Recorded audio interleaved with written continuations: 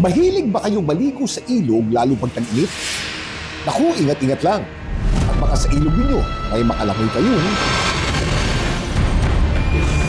pating. Anak ka ng pating? Ang pating sighting, mabilis ding pinagkaguluhan online. Ang tanong, saan ilog naman kaya yan? At ang mas mahalagang tanong, bakit nasa ilog ang mga pating?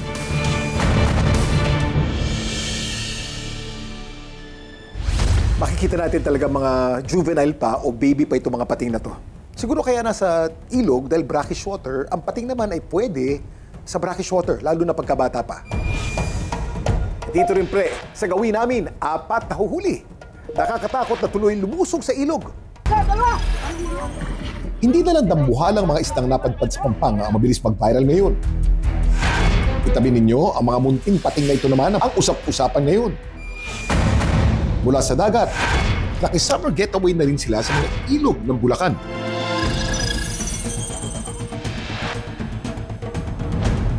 Sa mga litratong ito, nakuha raw sa Kalumpit, Bulacan.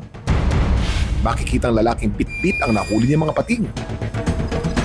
Ang mangingisdang si Rex naman mula sa Hagonoy. Hindi lang isa, kundi 3 pating ang entry. Ang 3 pating na yan, pare-pareho pang baby. Yung sa photos is more likely a bull shark, no? Not juvenile. Yung nasa video, since top portion yan, at nakita siya doon sa tabang na area, yung sa more on an inland, which is more frequent na makikita ang bull shark. Yun ang tinatawag ng mga babies pa, yung pup kung tawagin nila. Yung pinanganak na doon na siya lumalaki sa mga ilog. Mula sa dagat, naki-summer getaway na rin sila sa mga ilog ng Bulacan. Nasa 200 ang species ng shark sa bansa. Ilan sa mga kilalang uri ng pating ang whale shark o butanding, treasure shark na may malalatigong buntot, great hammerhead shark na may malamartilyong hugis ng ulo, at ang sikat na kinatatakutang great white shark.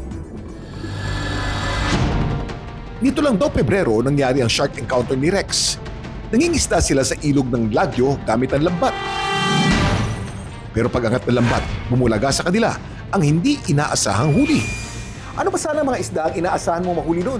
Yung mga lang po, mga hipon, alimango, ganyan. Sa konting sub po, 6 AM, bali po, kinuha po namin yung, tinry po namin kung may huli na kami. Tapos yun po, nakita namin na shark nga kami nahuli. Anong reaksyon mo?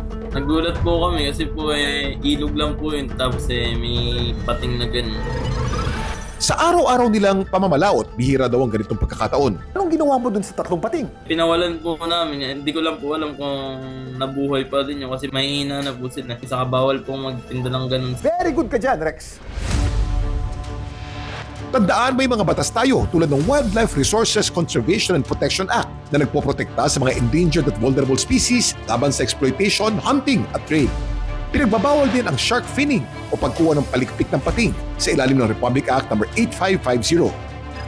Malaki rin ang ginagampan ng papel ng mga pating sa ating marine ecosystem dahil silang nagre-regulate ng populasyon ng ibang marine species. Kaya huwag po natin silang papatayin.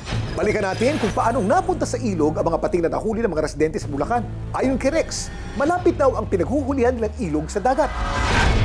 Ang pagkakaiba ng mga bull shark, kaya nakakapasok siya doon sa freshwater is para mag-breed sila, mga anak. Babies kasi nila yan, iniiwanan nila doon sa shallow portions, so mga river, yung mababaw, para doon mag-grow. Doon kasi kukonti yung predator. Kung nag-outing ka, nagsiswimming ka ngayon, sa beach, nakakita ka ng pating, ano gagawin mo? Tumakbo. Tatakbo ka! Hindi ka marunong tumakbo. Paano ka tatakbo sa beach? Ay, Pating yun eh. pating. Lalangoy. Lalangoy. Ang dami mong alam, Kuya Kim. May dapat ba tayong ipangamba sa naturang pangyayari? Ang gagawin natin is mag-ingat. Kung meron mang sightings o meron ka nakita papalapit sa iyo, kalmado lang, lumangoy ka as normal as possible, palayo. Hindi mo natitrigger yung excitement nung tubig. Yung galaw ng tubig at maaring mag-trigger ng attack. Nakahuli ka ng pating. Usually kasi sa mga river is maliliit lang yan. Balik na lang natin. Dahil alam natin na yung mga pating ay kakaunti na rin. Biyayang matuturing ang marami at magandang huli. Pero kung minsan, ang biyaya ng tubig kailangan nating ibalik sa kalikasan para tayo rin ang makinabang.